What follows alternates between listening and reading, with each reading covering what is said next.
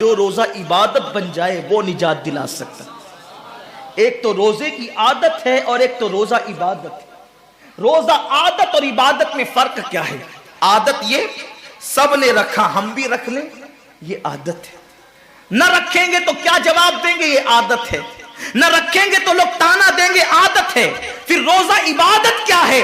روزہ عبادت یہ ہے کہ اللہ نے روزہ رکھنے کا حکم دیا ہے اور مصطفیٰ جان رحمت نے روزے کا حق یہ بتایا ہے اگر تو روزہ رکھے تو صرف بھوکا پیاسا نہ رہے بلکہ تیرا ہاتھ بھی روزے دار رہے، تیری زبان بھی روزے دار رہے، تیری آنکھ بھی روزے دار رہے، تیرا پیر بھی روزے دار رہے، تیرا کان بھی روزے دار رہے. کان روزے دار اس طرح کہ کان اللہ کے ممنوع کردہ چیزوں کو نہ سنے، ہاتھ روزے دار اس طرح ہاتھ اللہ کے منع کردہ کاموں کو نہ کرے، زبان روزے دار اس طرح کہ زبان اللہ کی ممنوع کردہ چیزوں کو ادا نہ کرے، پیر روزے دار اس طرح کہ پیر اس جگہ چل کر نہ جائے جہاں اللہ نے جانے سے منع کیا ہے. جب تو ان سارے اعضاء کو روزے دار بناتا ہے تو ایسے روزے کے معاملے میں میرا اللہ فرماتا ہے روزہ میرے لیے ہے اور میں ہی اس کی جزا ہوں.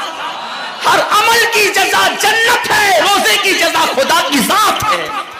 اسی لیے آقا فرماتے ہیں روزے دار کو دو خوشی ہے، ایک تو افطار کے وقت، دوسرا لقائے رحمان کے وقت، خدا کی زیارت کے وقت. صحابہ نے پوچھا آقا ہم اللہ کی زیارت کیسے کریں گے؟ آقا فرماتے ہیں جیسے تم آسمان پہ چاند دیکھتے ہو بلا تمثیل اسی طرح تم خدا کی زیارت کیا کرو گے.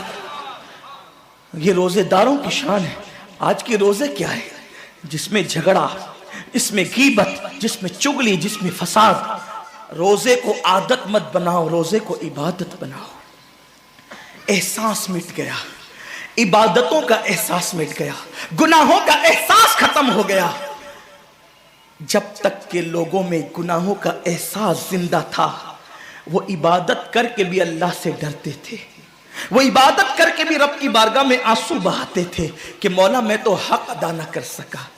لیکن آج احساس نہیں ہے، اس لیے لوگ ہنستے ہنستے افطار کرتے ہیں. حالانکہ صحابہ کا معمول تھا جب افطار کا وقت آتا وہ ہاتھوں کو اٹھا کر کے روتے اور کہتے مولا روزہ تو چلا گیا لیکن روزے کا حق نہ ادا ہو سکا.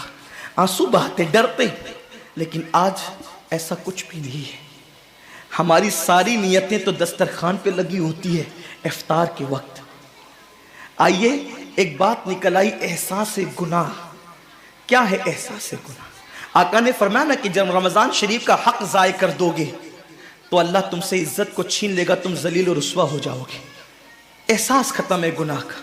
اسی لیے رمضان شریف میں بھی گناہ کرتے ہیں اور گناہ کر رہے ہیں تو ذلیل ہو رہے ہیں. احساس کسے کہتے ہیں؟ احساس یہ کہ میں نے کیا کیا. چھوٹے سے گناہ کو بڑا سمجھنا میں نے کیا کیا.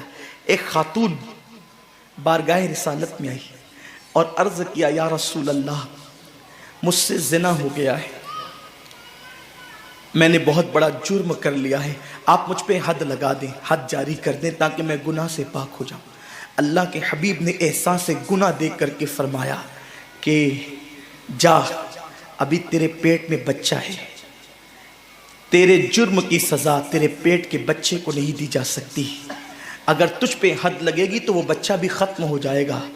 جب بچہ پیدا ہو جائے اس کے بعد آنا. بچہ پیدا ہو گیا تو وہ لے کر کے آئی. آقا فرماتے ہیں تیری جان چلی جائے گی تو اس کی پرورش کون کرے گا، اس کو دودھ کون پلائے گا؟ جا اس کو دودھ پلا اس وقت تک جب تک یہ کھانے نہ لگے.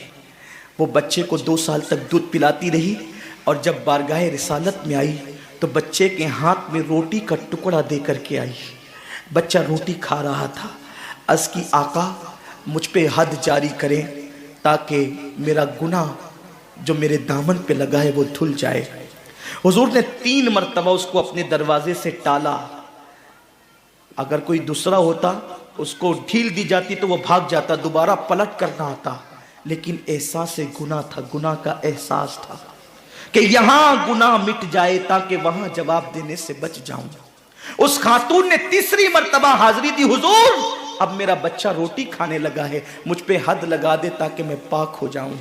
اللہ کے حبیب نے فرمایا اللہ کی بندی جب اللہ نے تیرے جرم پہ پردے ڈال دیے تھے تو تو نے اظہار جرم کیوں کیا؟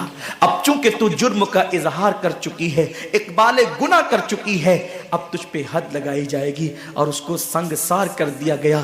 جب وہ مر چکی اور اس کو دفن کر دیا گیا تو کسی نے کہا کتنی بدبخت تھی وہ عورت جس نے رسول پاک کے دور میں منہ کالا کیا۔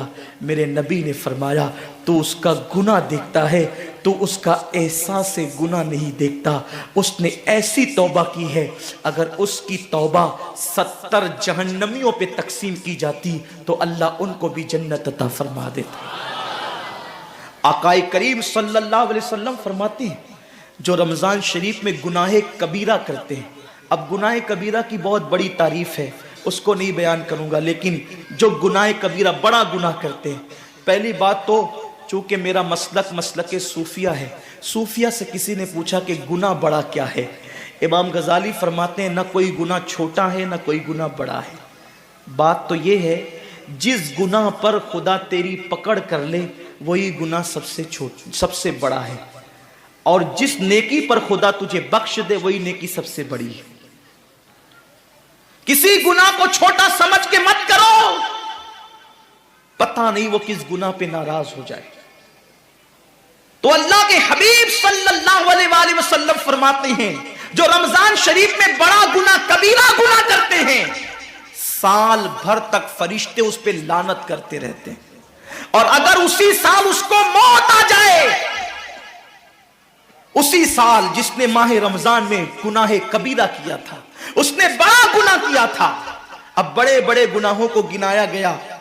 مثال کے طور پر کسی عورت پر غلط نیت سے نظر ڈالنا یہ گناہ کبیرہ ہے، جھوٹی قسم کھانا یہ گناہ کبیرہ ہے، ناپ تول میں کمی کرنا یہ گناہ کبیرہ ہے، کسی کو دیکھ کر اس کا مذاق اڑا کے دل دکھانا یہ گناہ کبیرہ ہے، کسی کی امانت میں خیانت کرنا یہ گناہ کبیرہ ہے۔